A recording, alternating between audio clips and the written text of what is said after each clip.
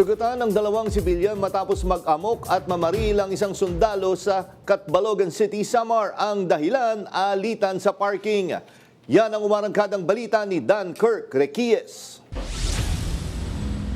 Stable na ang kalagayan ng dalawang biktima matapos mamaril ang isang sundalo nitong Martes ng gabi dahil sa alitan sa may diversion road sa Purok 1, Barangay 13, Catbalogan City, Samar. Kinilala ang mga biktima na sina alias Rod, 58 anyos at si alias Ray, 19 anyos.